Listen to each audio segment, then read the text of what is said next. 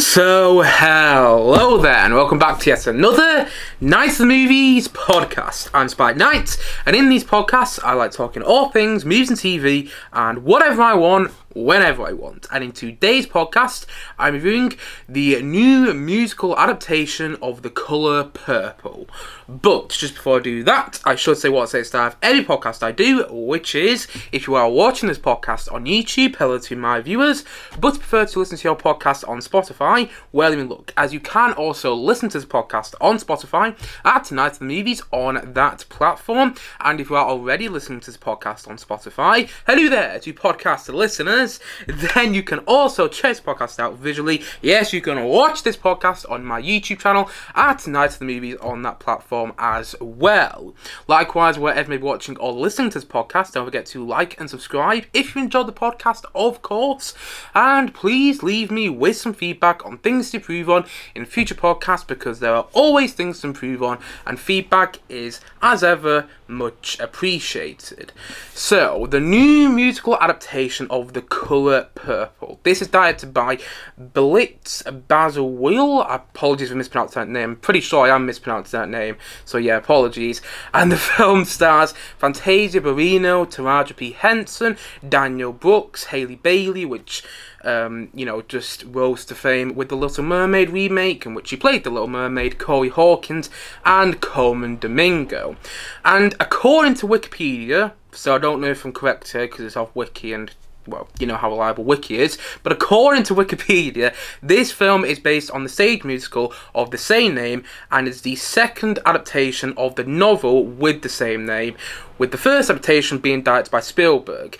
Now, I watched the Steven Spielberg version of The Colour Purple released in 1985 for the first time a couple of weeks ago now, and although I didn't love it as much as I hoped I would, I really liked it. I mean, it's very well directed, as expected from someone like Spielberg, as expected from a master of the craft such as Spielberg, and it has some really great performances. I haven't seen Whoopi Goldberg that good in anything else, and the same with Oprah Winfrey. I'm pretty sure Oprah Winfrey won an Oscar for her role in that film, if I'm not mistaken. Yeah, I really liked it. It was far more affecting than I thought it was going to be, but I didn't love it quite as much. I didn't love it, I didn't love it as I hoped I would, but I still liked it.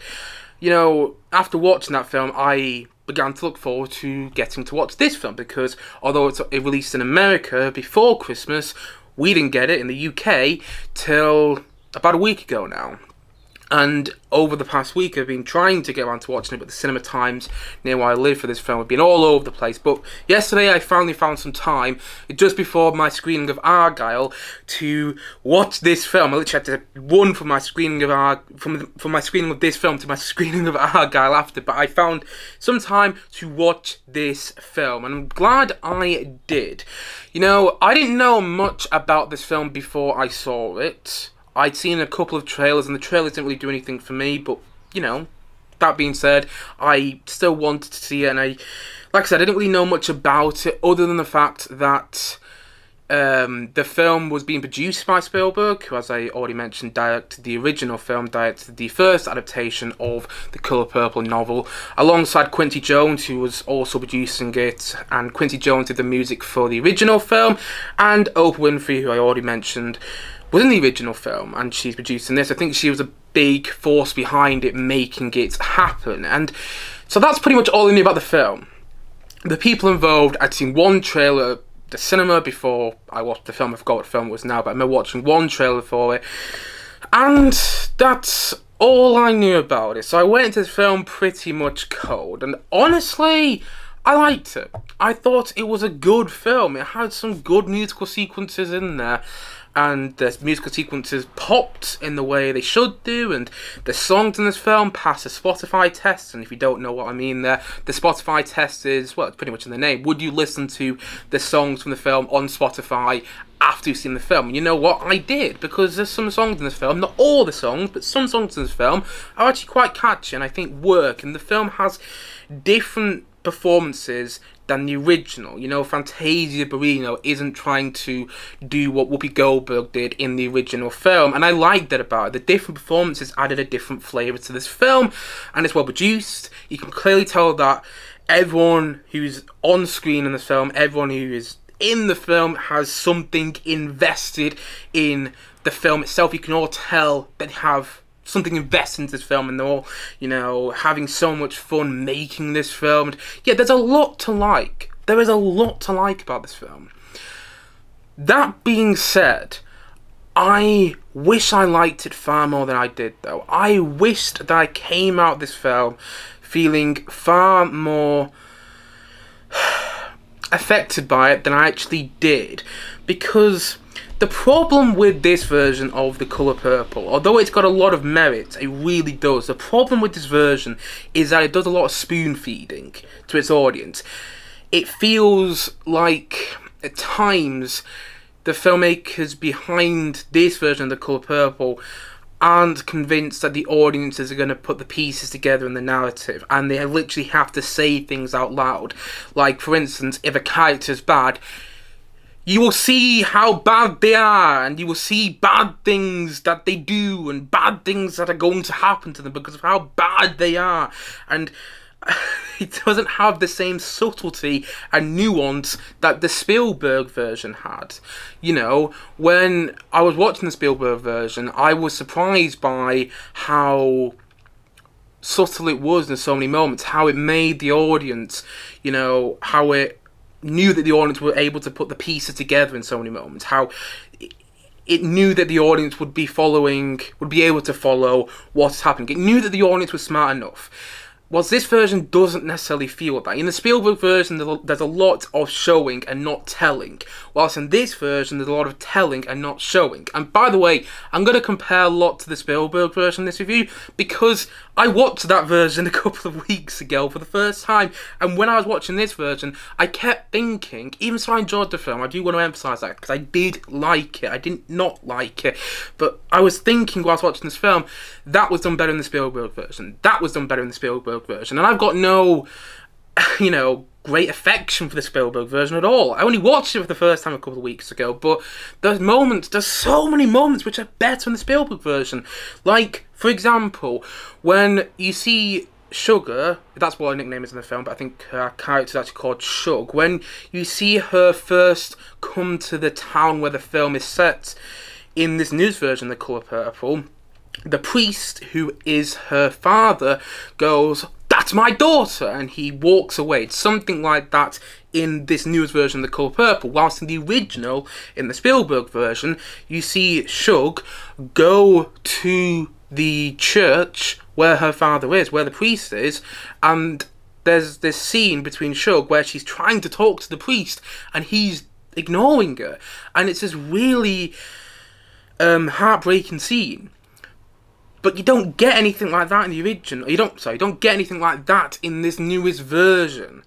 And I wanted something like that. You know, a lot of this film felt like it was spoon feeding me what was happening. Felt like it was, you know, going, just in case you didn't get it, this one is a bad character, this person is a good character, this person is sad right now, this person is facing this turmoil in their life. It felt like it was speaking to me. It felt like it was telling me what was going on and not showing me as much.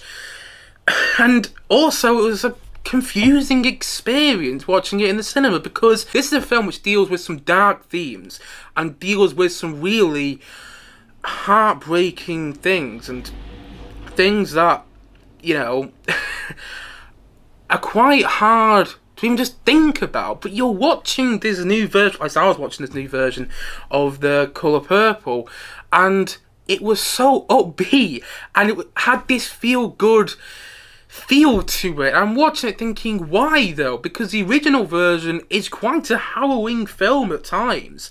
There's a lot of moments in Danny Glover's character. I'm pretty sure Danny Glover plays Mr. in the original, the character that Con Domingo plays in this new version. There's a lot of moments in that original version with Danny Glover which are really harrowing.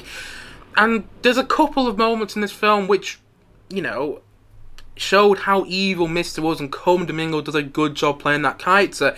But there's no moment which really made it disturbing to me, which really made me go, oh god, it's horrible what's happening here. And there's moments where it was hard to watch, but I didn't feel that those moments which were hard to watch didn't leave a lasting effect on me, or they didn't leave as much as a lasting effect on me as I thought they could do, as the scenes in the original did. You know, if you've seen the film, you'll probably know, if you've seen either version of The Colour Purple, you'll probably know what I'm talking about there. The film was a little too feel-good in my opinion. The musical sequences, you know, they made the film more upbeat, and I didn't necessarily like that. Although, I did like the musical sequences. If I'm being completely honest, which of course I am being in this review, because otherwise, what's the point of me reviewing this film? If I'm being completely honest, the musical sequences made this film far better than it would have been if the musical sequences weren't in it. Now, sometimes the musical sequences in the film sometimes the film itself, and not as much as the Mean Girls remake we had, which came out a couple of weeks ago, but still, there were moments in the film which felt like this would work better on a stage. There were moments in the film where it felt like the adaptation from stage musical to film wasn't always thought through the best, and the adaptation didn't. The adaptation from stage to film could have been done better. There were moments where it felt like you could tell this was a stage play and perhaps it would work better on the stage. But with the musical sequences, what the director did very well, I'm not going to try and pronounce the director's name again because I butchered up the pronunciation early on in this review, but they direct the musical sequences with this flair and with this energy to them, which I really liked. The musical sequences popped in the film in the way you want them to in a musical, you know? And I was watching this and I'm thinking, you know what, the musical sequences are actually saving this film for me, because the bits in between aren't working as well as the original, and if it's just a straight up remake of the original film, I really might come to hate it, but the musical sequences are saving it and are actually making this more of an enjoyable experience. I really like the musical elements. Sure, some of the adaptation from stage to screen wasn't always the best, but you know, the musical elements work to me, and it's a full-on musical, so that's a good sign. And I really, the one musical number which stuck out to me was from Fantasia Barrino later on in the film. I don't know what the song's called, but she sings it after she's kind of made up with Mr. A bit of a spoiler there for people who don't know the story, but you know, the story of The Colour Purple has been out there for a very long time now. But after Mr.'s tried to make amends with her, and she's opened up her own shop, after she's been running her own shop, she sings this musical number, and it's a really great musical number in the film that worked for me a lot. Also, the performances are all great, as I've already sort of alluded to there. Fantasia Barrino is really great in the lead role, not playing it the same way Whoopi Goldberg played the lead role, not playing it like Whoopi Goldberg played Celia, who is the lead role in the film, but she plays it very well. Taraji P. Henson, apologies if I mispronounced that name, she is really great as Shug, and when she comes on screen, you can tell she's eating up every single moment she has in these musical numbers. And yeah, the musical numbers with Shug were the moments which I remembered the most. So the most memorable moments from the film, Colman Domingo does a very good job playing Mr., making me hate that character more than the writing in this film did.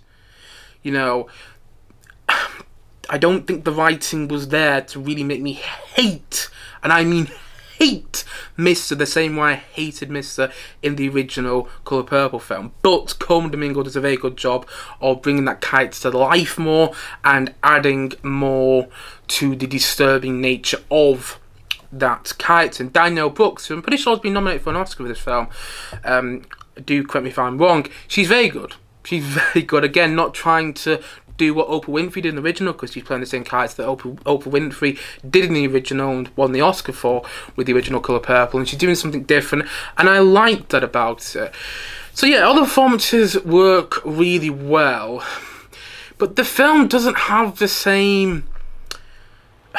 It doesn't feel quite as disturbing as it should do, and it loses some of the more important scenes from the original in this remake. Scenes such as, for instance, in this remake, there's only one scene where you see Celie shaving Mister, whilst in the original there's two scenes. And the fact that there's two scenes in the original made the second scene where she's saving Mister far more nerve-wracking, far more, oh my god, you're thinking, far more suspenseful. I couldn't think of the word there. Far more suspenseful. Whilst in this scene, whilst in this movie, there's only one scene where Celie is shaving Mister, and it is suspenseful, but I was thinking, but this is when the scene happened, I was like, this is the only time this has happened in the film, though, if I'm not mistaken. I was like, I didn't love that. And there's a scene in the original which was probably the most shocking to me and the most heartbreaking, where Sophia, played by Oprah Winfrey in the original, she has gone into prison and now she is owned by this white middle-class lady, if I remember correctly, and her owner, this white lady, is taking Sophia back to her family for Christmas, and Sophia is so stunned and shocked to see her family the way they are after all these years, after she's been in jail for all these years, and this first time she's seen her family. And then, as her owner is trying to leave, she can't leave, and Sophia has to walk away from her family at Christmas. This scene is taking place at Christmas. It's a really heartbreaking scene, and she has to go away from her family and go back to her owner, and it's a really, really heartbreaking moment.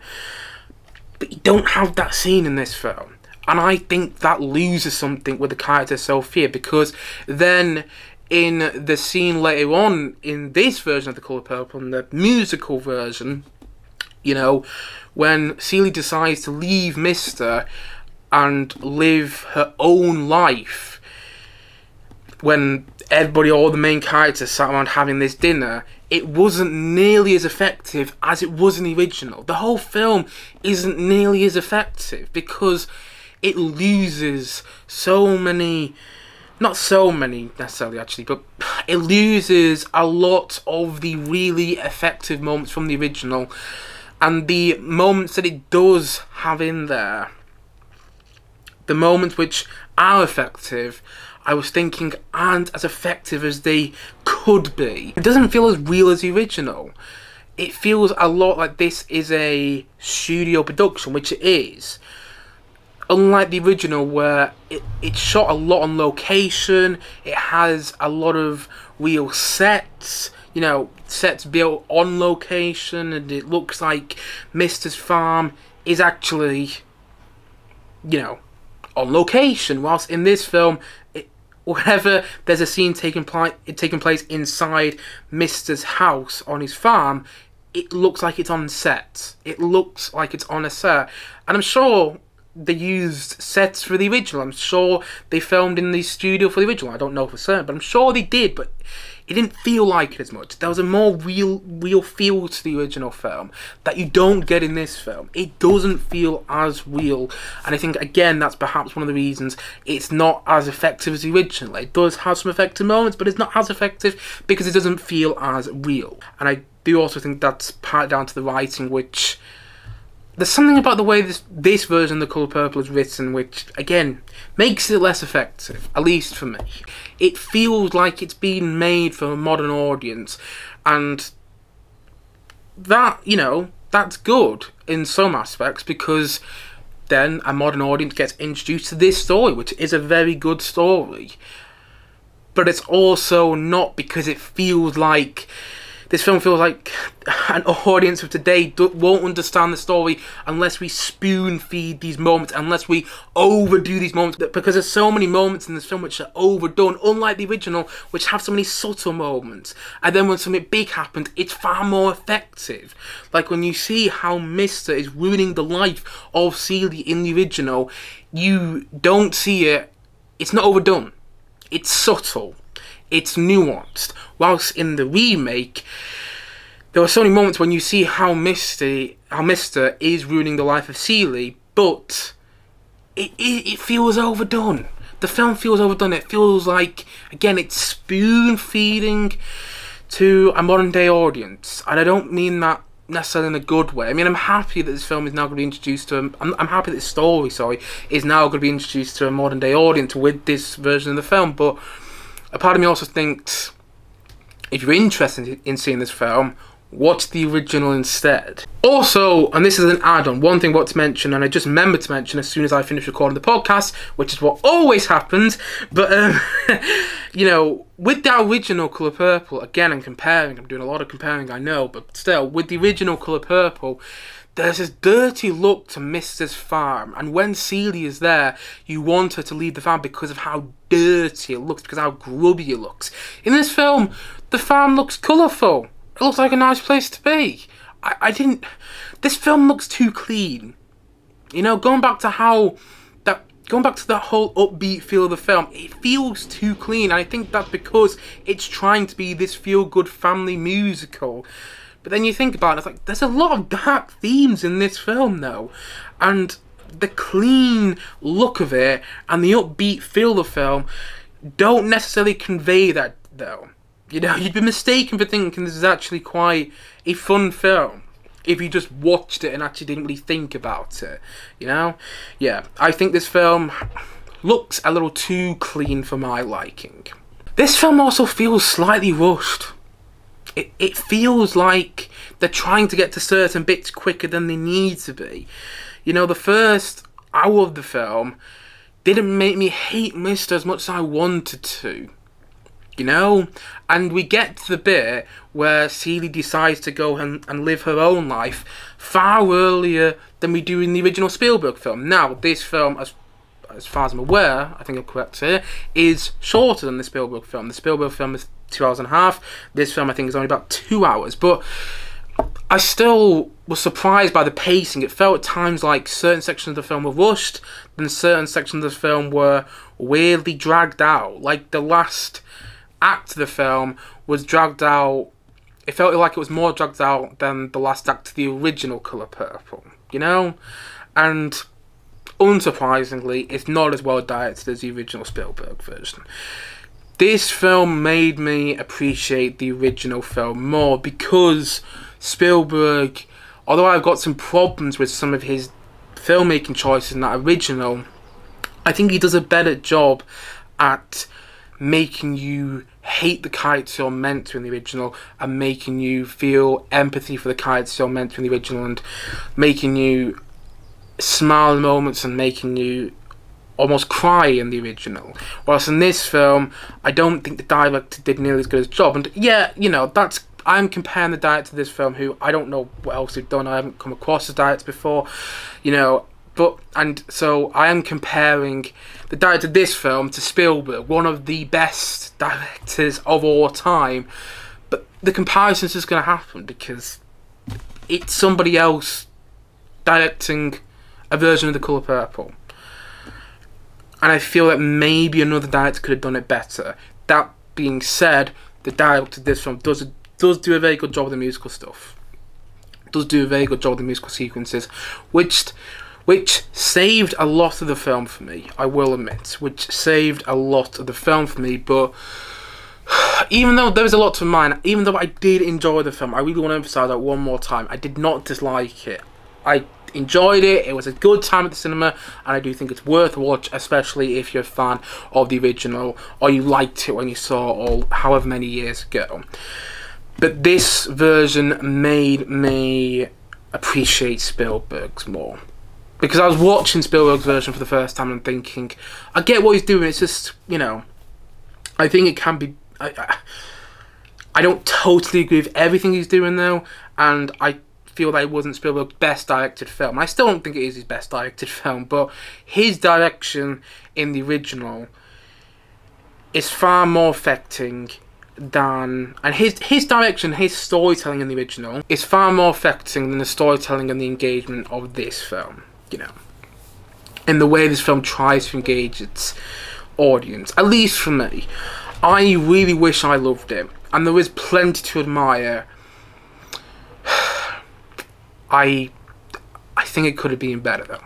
I think it could have been better, and it has one of those endings which I will admit I cringed at. I did not really like the ending of the film. I thought the ending of the original Spielberg version, that's me comparing to the Spielberg version again, but I thought the ending to the original version of The Colour Purple, to the original film version of The Colour Purple, was far more... It left a far more lasting effect, you know? Hopefully you understand what I mean. And so, all in all, I liked the film, I did, but it made me appreciate the Spielberg version more. And so, I'm going to say that I'm going to say this version of The Colour Purple is a 7 out of 10. It's a solid film, and again, I liked it, but, you know, with the Spielberg version being right there for me, literally right there in my memory after watching it the other day, watching it the other week, sorry, made this a slightly more jarring experience. And maybe I shouldn't have watched the Spielberg version so close with the original. So maybe I should change that. Maybe I shouldn't have watched the Spielberg version so close to watching this version. But I still think if I watched the Spielberg version a couple of months back, I would have been thinking the same thing. I would have been thinking the same thing watching this film, going, yeah, that was done better than the Spielberg version, that was done better than the Spielberg version, that was done better than the Spielberg version, and all of that. Because I do think that film is far more affecting and does tell the story better. I don't feel the storytelling of this film is that well mapped out. There were parts of the film I was like, really? We're jumping to here already? You know? I was really surprised. Someone's beeping. They don't agree with my review, apparently. So, apologies, we've got some sound interference there from some cars outside. But going back onto what I was saying, there were parts of the film I was surprised by the plotting. Let's say that. I was surprised by the plotting, and it isn't as effective as the original. It does have some effective moments. It does have some really effective moments, particularly because of the performances, which bring these characters to life more.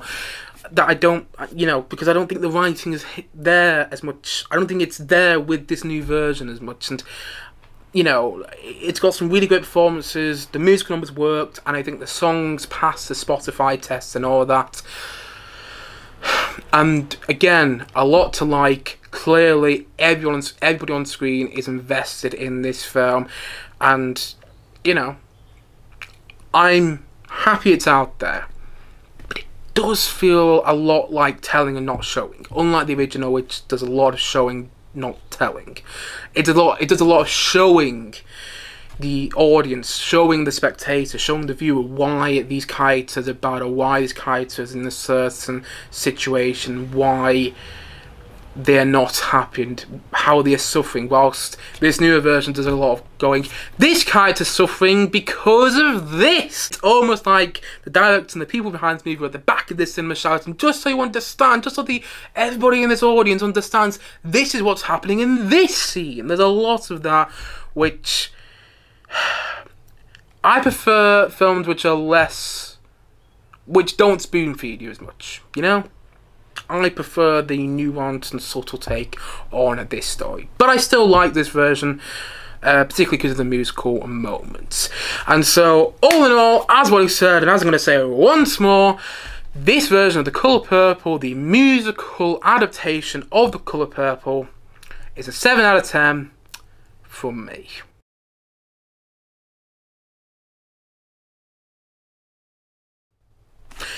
Anyway guys, that's it for today's podcast. If you have seen this new musical take on The Colour Purple, please let me know your thoughts on it in the comment section below. And as always, thank you for watching or listening to this podcast. And if you haven't yet, please do click down below and like and subscribe on this podcast, especially if you enjoyed the podcast, of course. And please leave me with some feedback. No, that's what I say in my intro. And yeah, look forward to many podcasts getting the outro right there. Look forward to many more podcasts coming very, very soon on this channel. As I've already said, thank you so much for watching or listening to this podcast, and I suppose this is it. So I will see you guys again soon, but bye for now. Bye.